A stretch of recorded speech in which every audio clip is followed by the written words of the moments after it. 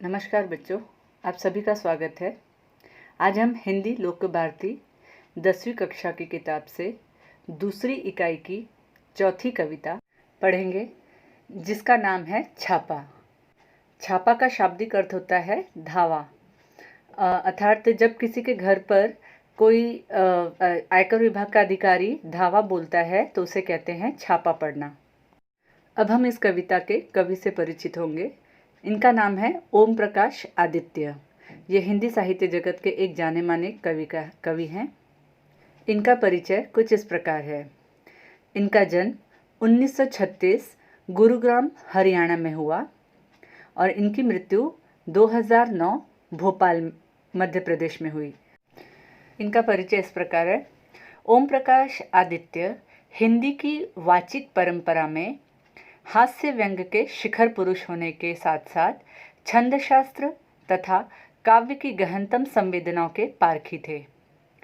आप हिंदी कवि सम्मेलनों में हास्य व्यंग की पुरोधा थे, अर्थात वाचिक परंपरा में शिखर स्थान पर होने के साथ साथ इन्हें छंदशास्त्र तथा काव्य शास्त्र का भी अधिक ज्ञान था। इनकी प्रमुख कृतियाँ इस प्रकार हैं। इधर भी गधे हैं, उधर भी गधे हैं, मॉडर्न शादी, गोरी बैठी छत पर काव्य संग्रह आदि। अब हम पद्य संबंधी की ओर बढ़ते हैं।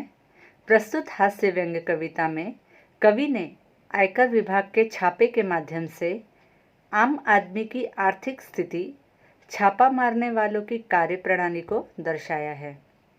कवि द्वारा किया गया छापे का वर्णन व्यंग्यात्मक हास्य उत्पन्न करता है, अर्थात यहाँ आयकर विभाग के अधिकारी प्रामाणिक सूचनाओं के आधार पर अनधिकृत रूप से अर्जित धन का पता लगाने और उसे अधिकार में लेने के लिए छापा मारते हैं।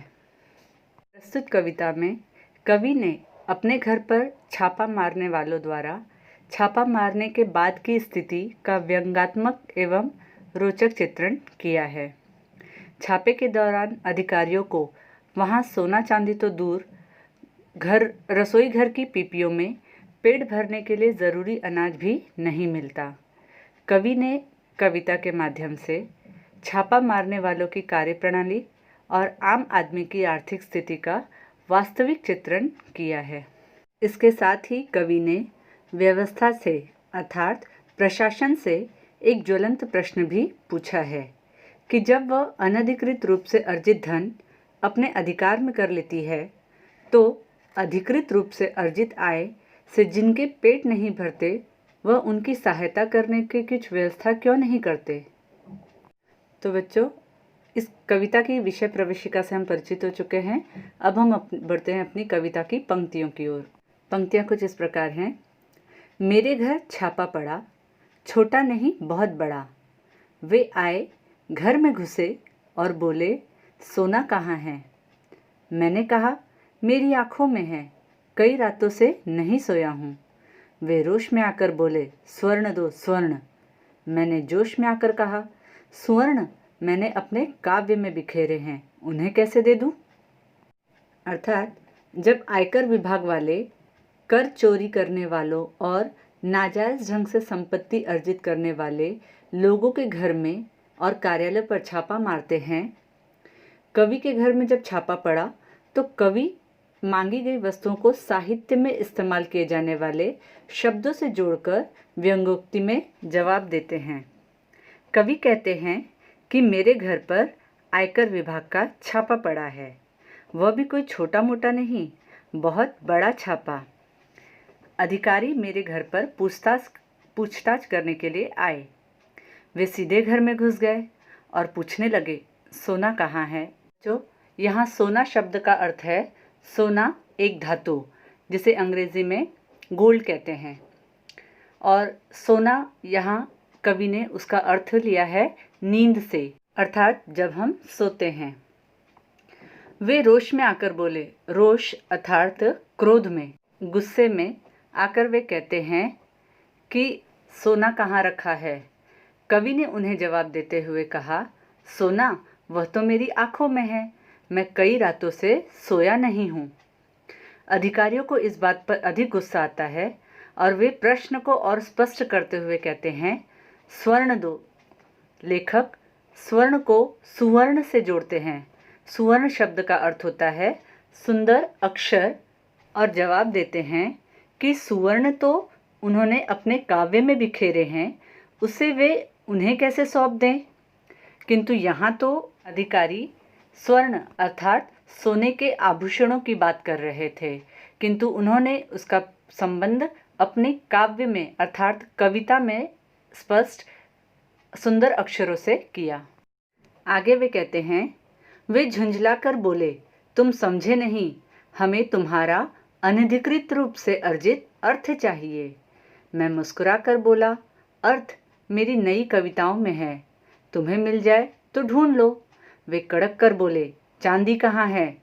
मैं भड़क कर बोला, मेरे बालों में आ रही है धीरे धीरे।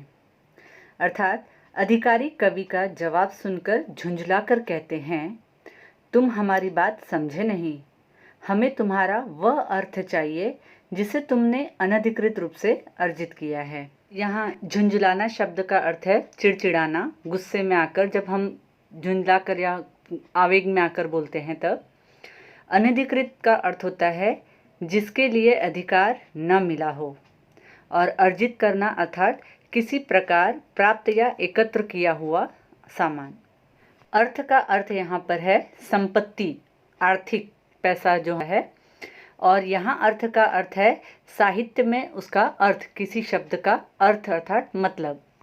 यहाँ कवि अधिकारियों के अर्थ अर्थात धन शब्द को कविता के अर्थ से अर्थात किसी चीज़ के मतलब से जोड़कर मुस्कुराकर जवाब देते हैं कि अर्थ अर्थात मतलब, शब्दों का मतलब तो मेरी नई कविताओं में आपको मिल सकता है। फिर अधिकारी कवि से छुपाकर रखी गई चांदी निकालने के लिए कहते हैं। कवि चांदी का अर्थ चांदी जैसे सफ़ेद हो गए बालों से जोड़कर कहते हैं कि चांदी तो मेरे सिर के बालों में आ रही है। यहाँ चांदी का अर्थ है एक धातु जो श्वेत रंग की दिखाई देती है, सफ़ेद रंग की। लेखक ने यहाँ पर चांदी को अपने बालों की सफ़ेदी अर्थात उनके समय से पहले हो रहे सफ़ेद बालों से जोड़कर यहाँ पर एक हास्य व्यंग का रूप प्रस्तुत किया है। क्योंकि जब अधिकारियों ने लेखक से स्वर्ण की बात की तो उन्होंने स्वर्ण को अपने कविताओं में प्रस्तुत किया, और जब चांदी की बात की तो उन्होंने कहा चांदी तो आपको मिलेगी किंतु मेरे बालों में, और वह भी धीरे धीरे आ रही है। तो बच्चों, जैसा कि हमने कहा था कि ये कविता एक हास्य और व्यंग्यात्मक, व्यंग अर्थात किसी पर व्यंग टोन कसना। तो यहाँ बच्चों कवि ने अपनी कविता के माध्यम से उन अधिकारियों के ऊपर व्यंग किया है। तो आज के इस वीडियो में हम यहीं तक पढ़ेंगे। इसके आगे का भाग मैं आपको अगले वीडियो में पेश करूँगी। आप यहाँ तक इस कविता का अर्थ स्पष्ट करें और आनंद उठाएं। तब तक के लिए नमस्कार।